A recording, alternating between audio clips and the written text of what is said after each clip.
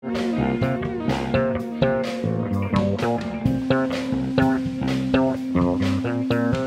is going on, everybody? I'm Noah Kravitz, senior editor of PhoneDog.com. I always say Noah from PhoneDog.com, which is I am. I just wanted to try out the full title there. Senior editor. I'm Noah from PhoneDog.com. What's up? We're going to take a quick look at the current lineup of Verizon phones. There's so many phones out right now. It's early September 2009 as I'm filming this, because you might be watching this, you know, in October or November or next year or whatever. So it's early September 2009. There's so many phones out right now, so many new phones coming out. It's the season, it's back to school time, moving into holiday shopping season here in the US. I'm not saying you should celebrate your holidays by buying stuff. I'm just saying it's a big shopping season. And so, you know, at PhoneDog, we're here to try to help you make sense of the world of cell phones, all the phones that are out. You know, give our take on them, show you how they work and everything. Remember, just because I like it doesn't mean you're going to like it, right? You might love a phone that I don't like so much, and that's fine. That's terrific. You know, you have to think about what kind of phone you want, what you want it to do, how much you're willing to spend, not only on the phone, but also on the monthly plan, your minutes, your data, your messaging, all that stuff. And then also, you know, what form factor you like. Do you like a slider? Do you like a flip? Do you like a touchscreen? Etc., etc. And then also bear in mind that there's new stuff coming out. The BlackBerry Storm 2 should be coming out sometime in the next month or so. The LG Chocolate Touch should be coming out soon. There are rumors now that just came out about the, what's it called? The HTC Imagio, I think it's called. A Windows Mobile 6.5 phone that looks pretty interesting. So all kinds of stuff coming out. So, you know, my best buying advice to you is just to hang tight if you can until at least, you know, October, late October if you can, because there'll be a lot of stuff coming out between now and then, between now and Thanksgiving certainly. Anyway, enough out of me. Let's take a look. Everything we've got from the Twist to the Touch Pro 2 and in between. We've got most of Verizon's current lineup either here on hand or in the archives of video that we'll edit in here through the magic of video editing. So you can take a look at pretty much everything on Verizon's menu right now. We'll go through them real quick, just give you kind of, you know, little bits. I've talked enough. Here we go. Let's look at the phones. All right, so here you go in full glory.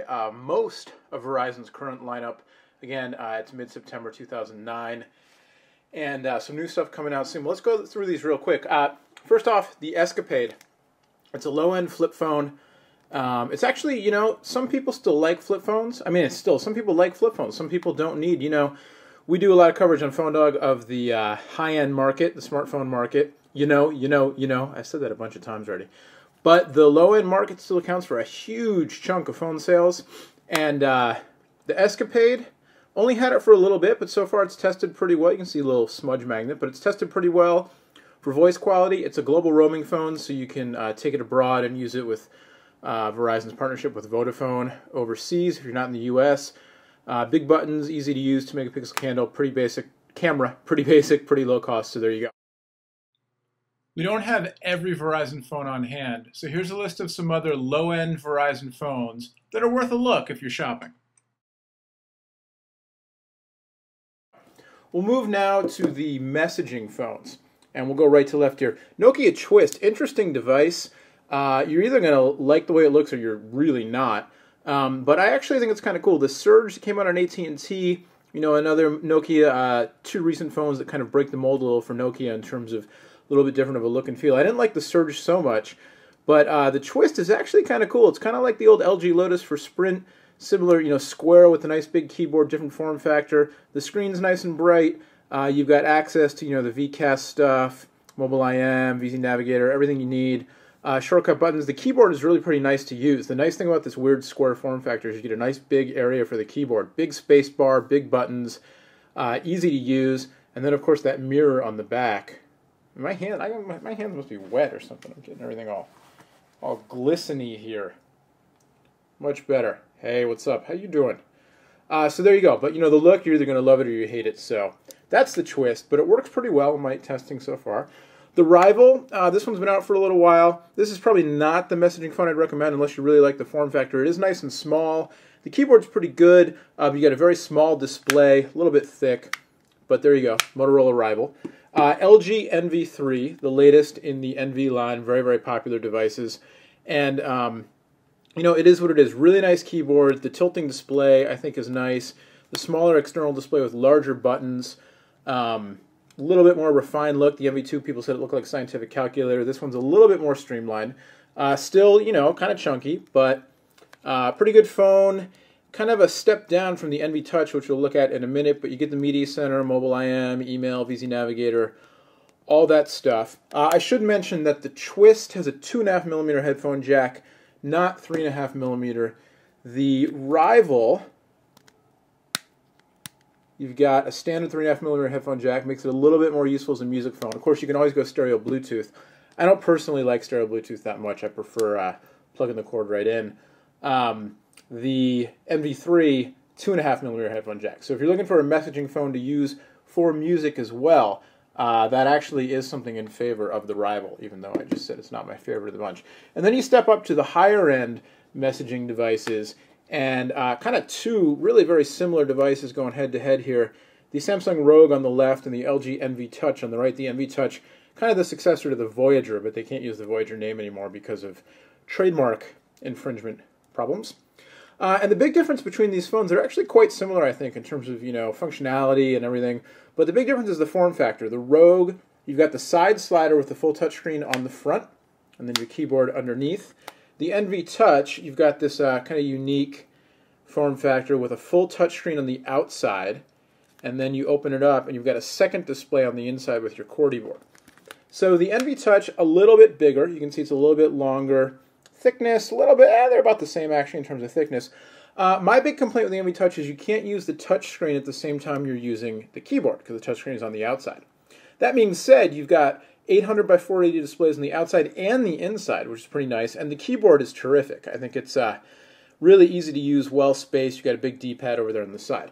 The Rogue I've had for less time, and the NV Touch has tested well for me in terms of using it for voice calling, for messaging, for, you know, pretty much everything. Pretty nice web browser as well for a feature phone. Tab browsing, flash support, pretty nice. The Rogue just came out. It's got an AM OLED display on the outside, so very bright, although in direct sunlight you might have some problems, but generally pretty good. Kind of similar to the Impression that came out on AT&T a while back with the display technology and the side slider and everything. A little more compact. The keyboard generally pretty good. Both of these keyboards have a dedicated number row on the top, but then they put the space bar down here in the middle of the bottom row of letters, which is something that kind of annoys me a little bit, but, you know, not that big of a deal. You get used to it. The Rogue up here on top has sort of an embedded cursor key kind of thing. The NV Touch has a full D-pad on the side there.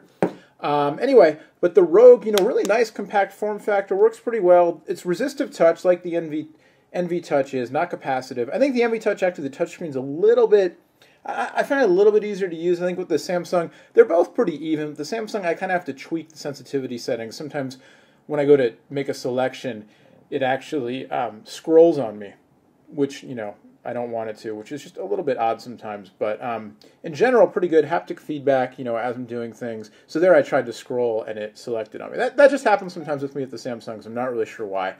You get a 3-megapixel camera with flash on the Rogue. You get a 3.2-megapixel camera, the Schneider Kreuznach, with flash on the NV Touch. You know, not that big of a difference between the two.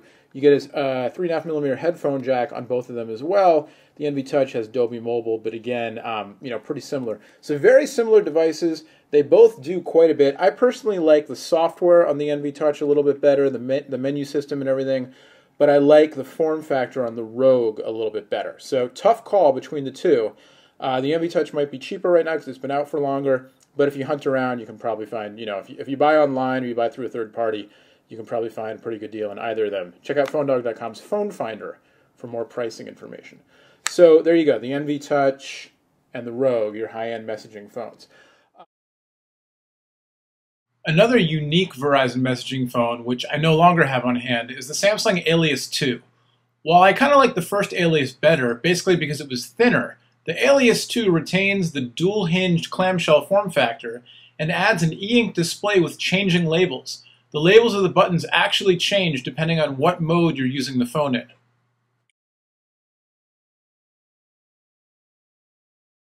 Another Verizon phone with an interesting concept that didn't actually fare all that well in the marketplace is the LG Versa. The Versa is a touchscreen phone with snap-on modules. So there's a full QWERTY board module and then a gamepad that has slide-out controls for gaming, just like on a console game. So you've got a D-pad and you've got buttons. Well, the idea was pretty cool that you can change from messaging mode to gaming mode and get the best of all worlds. Consumers didn't really seem to take to it.